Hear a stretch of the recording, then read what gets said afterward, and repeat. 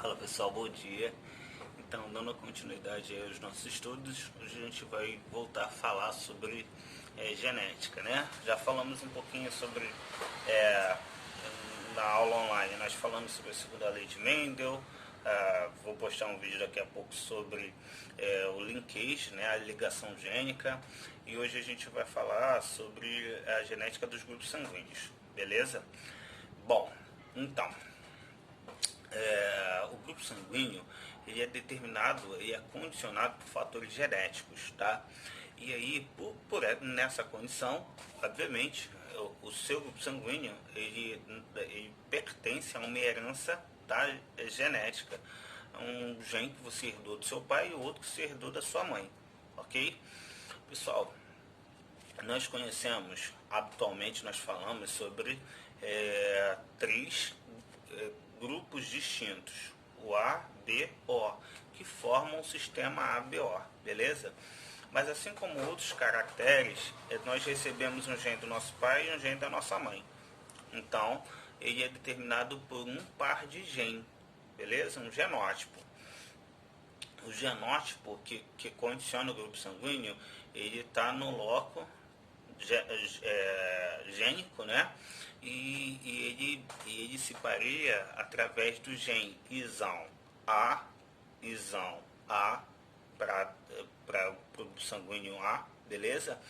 Entenda que esse ISAM ele é um gene dominante, então ele precisa, obviamente, apresentar um gene recessivo, né? Então, o gene recessivo é o Izinho. Então, a pessoa que vai apresentar o grupo sanguíneo A, ele pode apresentar tanto a dupla homozigótica dominante ISAM A, tá? Ou uma dupla que seja heterozigótica, ISAM A, Izinho, ok? A pessoa que vai apresentar o grupo sanguíneo B, ele vai apresentar o genótipo ISAM B ou ISAM B Izinho. Já que nós falamos que esses genes dominantes eles irão condicionar fenotipicamente o grupo sanguíneo A ou o grupo sanguíneo B, a gente também tem um gene recessivo que condiciona o grupo sanguíneo O, beleza?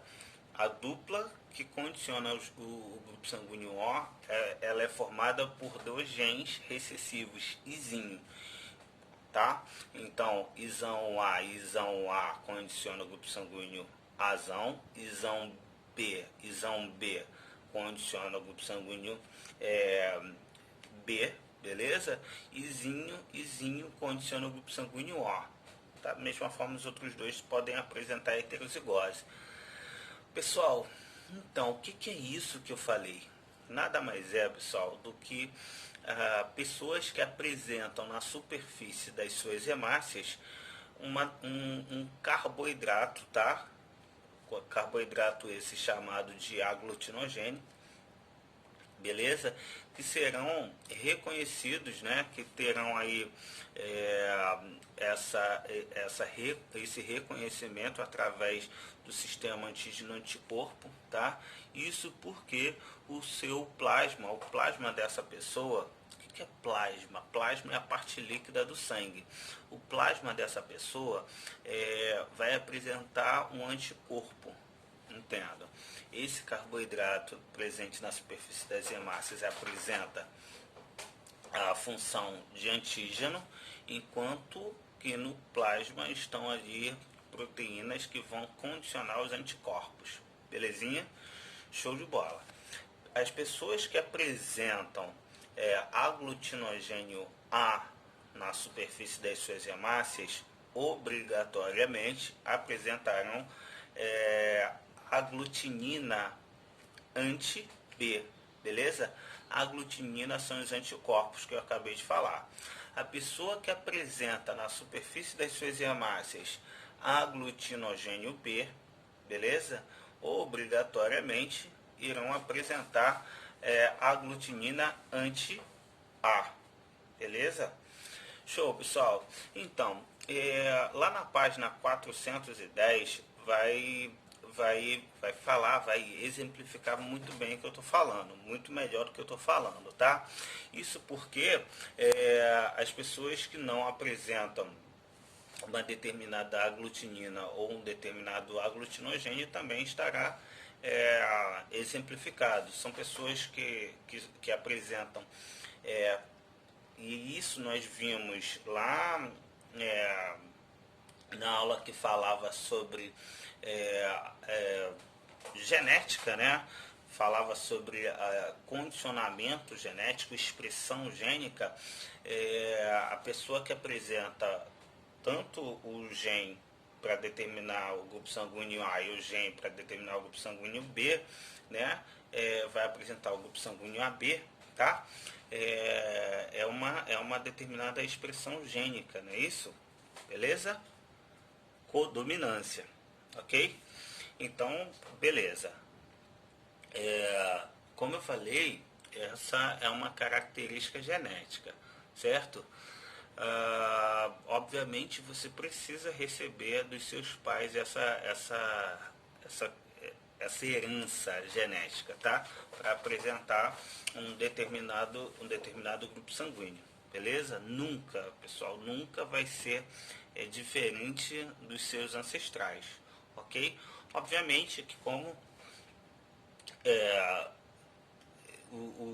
essa característica ela é determinada por genes dominantes, você sempre vai apresentar o gene dominante nesse cruzamento, ok? Ou a codominância, não esqueça, tá? Pessoal, da mesma forma, a presença de uma determinada proteína vai caracterizar o seu fator RH, beleza? Proteína essa que é conhecida como RH.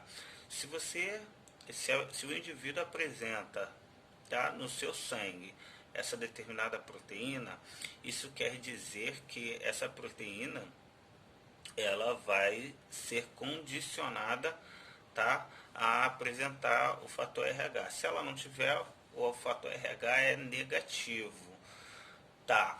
E aí a gente precisa entender como é que se dá a transfusão sanguínea, só para efeito de curiosidade. Uma pessoa que recebe numa transfusão sanguínea um sangue diferente do seu, A, B, O, ela poderá apresentar uma reação antígeno-anticorpo no seu organismo, tá? E essa reação antígeno-anticorpo ela é conhecida como aglutinação, tá? Essa aglutinação nada mais é do que a formação de pequenos coágulos nos vasos sanguíneos. Isso a gente consegue ver também em laboratório, através de reações, tá? Com alguns reagentes que poderão evidenciar o grupo sanguíneo. Beleza. Só que essas aglutinações ocorrendo no interior dos vasos sanguíneos poderão impedir o fluxo sanguíneo, e obviamente o transporte de diversas substâncias, bem como o oxigênio e o gás carbônico. Pessoal, impedindo o fluxo sanguíneo, algumas células, por exemplo, poderão não receber o oxigênio necessário e aí, como consequência, né, esse indivíduo pode até apresentar uma morte, por exemplo, né, na forma mais grave dessa doença. Isso também acontece com o recebimento de sangue de fator RH diferente, beleza? Então, como acontece com sangue de RH diferente, a gente tem uma doença que ela é muito comum, né? Já foi mais, obviamente, hoje com o avanço da tecnologia ela tem diminuiu absurdamente, mas no passado isso aconteceu muito. E se por acaso uma gestante não fizer acompanhamento durante esse período de gestação, ela pode ou não apresentar essa determinada doença. O que acontece? Uma mãe, tá, que apresenta o RH negativo, isso é, que não apresenta a proteína RH, no seu organismo e casa com um homem, né, que apresenta o RH positivo, a tendência, principalmente se o marido for homozigoto dominante, é eles apresentarem filho, eles terem filho com RH positivo, beleza? Se essa mulher que tem o seu RH negativo, tá? Tiver um filho com RH positivo, ela pode produzir anticorpos, isso porque no seu organismo que não tem a proteína, ela perceber que a proteína entrou na sua circulação sanguínea, no seu organismo, ela poderá produzir anticorpos para poder atacar essa criança. Porém, é importante a gente ressaltar que essa condição ela vai acontecer numa segunda gestação. Na primeira ela vai reconhecer, vai garantir a memória, tá? Daquela condição, e numa segunda oportunidade, quando tiver contato novamente com essa proteína, ela vai atacar. O nome dessa doença, pessoal, é eritroblastose fetal.